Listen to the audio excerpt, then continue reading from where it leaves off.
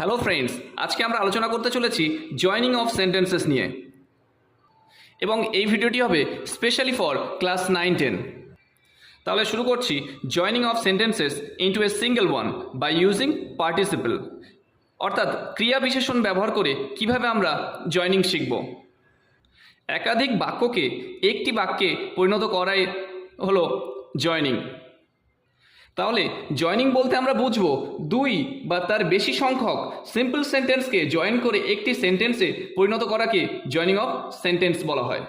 এক্ষেত্রে লক্ষণীয় বিষয় হলো যে জয়নিং করতে গিয়ে অর্থের কোনো রকম বিকৃতি বা পরিবর্তন ঘটানো যাবে না। তাহলে আমরা জয়নিং শুরু করছি পার্টিসিপল দিয়ে, অর্থাৎ ক্রিয়া বিশেষণ। এই পার্টিসিপলকে তিনটি ভাগে ভাগ করা হয়। একটা হলো প্রেজেন্ট পার্টিসিপল, সেকেন্ড হলো পাস্ট পার্টিসিপল এবং থার্ড পারফেক্ট পার্টিসিপল।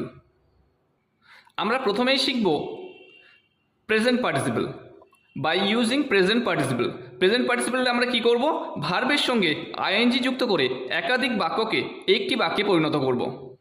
তাহলে আমরা প্রেজেন্ট পার্টিসিপলের এক্সাম্পলগুলো দেখে নেব। তাহলে প্রথম এক্সাম্পল আছে এখানে, he stood on the sea shore, একটা সেন্টেন্স। তারপরে সেন্টেন্স হলো in that position he watched the sunset. He stood on the sea shore, সে সমুদ্রের তীরে দাঁড়িয়েছিল। In that position he watch the sunset, এমন অবস্থায় বা এইরকম অবস্থায় সে সূর্যাস্ত দেখেছিল। তাহলে এটাকে যদি আমরা ফার্স্ট বাংলায় জয়নিং শুরু করি তাহলে কি হবে? He stood on the sea shore, সে সমুদ্রের তীরে দাঁড়িয়েছিল। In that position he watch the sunset, অর্থাৎ সে সমুদ্রের তীরে দাঁড়িয়ে সূর্যাস্ত দেখেছিল। তাহলে প্রথম বাক্যে যে স্টুড ভার্বটি আছে, এই স্টুড ভার্বটিকে আমরা প্রেজেন্টে ব্যবহার করব। প্রেজেন্টে ব্যবহার করে তার সঙ্গে আইএনজি যুক্ত করে দুটো বাক্যকে একটি বাক্যে রূপান্তর করব। যেমন স্ট্যান্ড, স্টুডের প্রেজেন্ট ফর্ম স্ট্যান্ড, স্ট্যান্ডের সঙ্গে আমরা আইএনজি যুক্ত করেছি। স্ট্যান্ডিং অন দ্য সি শোর, তারপরে কমা।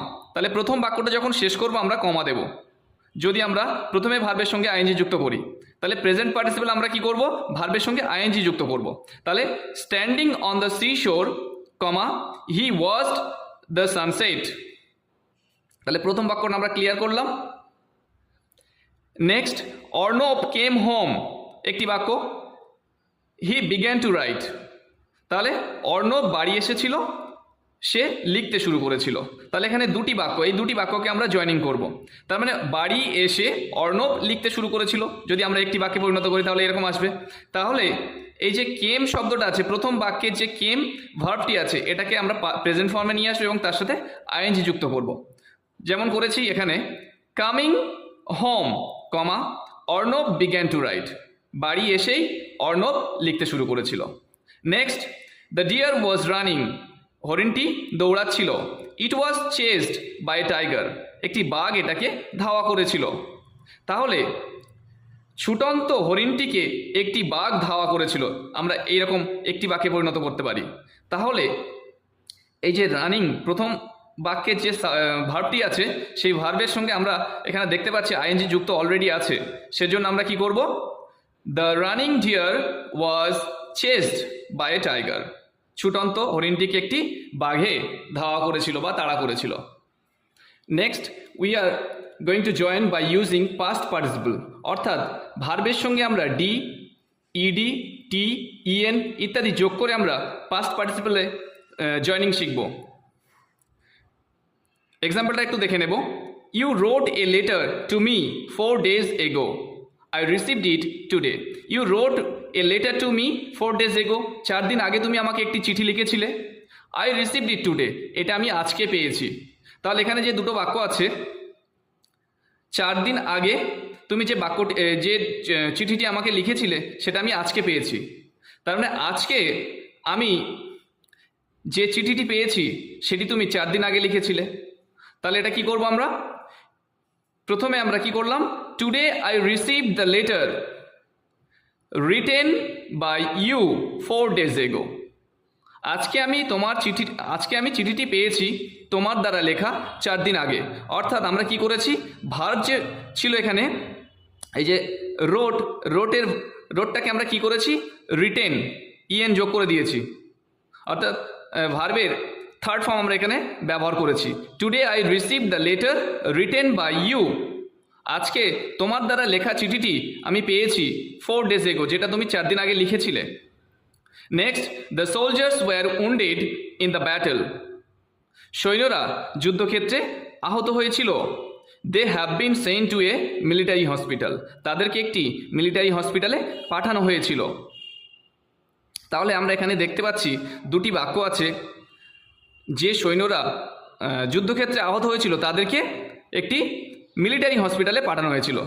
তাহলে আহত সৈন্যদের একটি মিলিটারি হসপিটালে পাঠানো হয়েছিল, বাংলায় করলে আমাদের এমন হবে। তাহলে আমরা কি করব, তাহলে আমরা দেখে নেব। তাহলে প্রথম বাক্যে যে ভার্বটা আমরা পাচ্ছি, এই যে উন্ডেড, এটা যেহেতু থার্ড ফর্মে অলরেডি আছে, তাহলে আমরা কি করব, the soldiers wounded in the battle. সৈন্যরা যারা যুদ্ধক্ষেত্রে আহত হয়েছিল, have been sent to a military hospital. তাদেরকে একটা মিলিটারি হসপিটালে পাঠানো হয়েছিল। And now we are going to join the sentences by using perfect participle. অর্থাৎ ভার্বের সঙ্গে আমরা কি করব, ভার্বের থার্ড ফর্ম ব্যবহার করব। তার আগে আমরা কি করব, হ্যাভিং প্লাস V3, অর্থাৎ হ্যাভিং প্লাস V3 দিয়ে আমরা এই জয়নিংগুলো শুরু করব। প্রথম এক্সাম্পলটা দেখব, she finished her home task then she went to bed. তাহলে প্রথমে প্রত্যেকটাতে আমরা কি করব, হ্যাভিং প্লাস V3 দিয়ে শুরু করব। প্রথমেই আসবে হ্যাভিং প্লাস V3, তারপরে বাক্যের বাকি অংশগুলো আমরা ব্যবহার করব। She finished her home task, সে তার বাড়ির কাজটি সম্পূর্ণ করেছিল। Then she went to bed, তারপর সে বিছানায় গিয়েছিল। তাহলে বাড়ির কাজ শেষ করার পরেই সে বিছানায় গিয়েছিল, বা বাড়ির কাজ শেষ করিয়া সে বিছানায় গিয়েছিল। তাহলে আমরা কি করব, প্রথমে আসবে হ্যাভিং প্লাস V3, তাহলে হ্যাভিং, তারপর ভার্ব কোনটা, এখানে আসছে ফিনিশড, এর থার্ড ফর্ম ফিনিশড এখানে অলরেডি আছে। Having finished her home task, comma, she went to bed. Having finished her home task, she went to bed. Next, I heard the news, আমি খবরটি শুনেছিলাম। I went to Robin's house, আমি রবিনের বাড়িতে গিয়েছিলাম। I wanted to help him with some money, আমি কিছু অর্থ দিয়ে তাকে সাহায্য করতে চেয়েছিলাম। তাহলে এখানে দেখতে পাচ্ছি আমরা তিনটি বাক্য আছে। এই তিনটি বাক্যকে একটি বাক্যে রূপান্তর করতে গেলে আমরা কি করব, হ্যাভিং প্লাস V3 দিয়ে শুরু করব। Having heard the news, comma, খবরটি শুনিয়া। I went Robin's house, I went to Robin's house, আমি রবিনের বাড়িতে গিয়েছিলাম। To help him with some money, কিছু টাকা দিয়ে তাকে সাহায্য করতে। তাহলে অনেক সিম্পলভাবে এটা হলো, I heard the news, I went to Robin's house, I wanted to help him with some money. তাহলে আমরা কি করলাম, having heard the news, I went to Robin's house to help him with some money.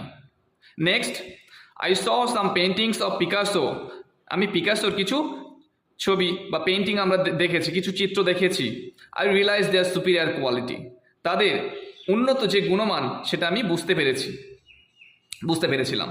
তাহলে এখানে কি আসছে, having seen some paintings of Picasso, পিকাসোর কিছু ছবি দেখিয়া। I realise their superior quality, আমি তাদের উচ্চ গুণমান বুঝতে পেরেছিলাম। তাহলে পার্টিসিপেল আমরা এখানেই শেষ করলাম। আর ভিডিওটি যদি ভালো লেগে থাকে তাহলে একটি লাইক, শেয়ার এবং সাবস্ক্রাইব করে দেবেন। Thank you.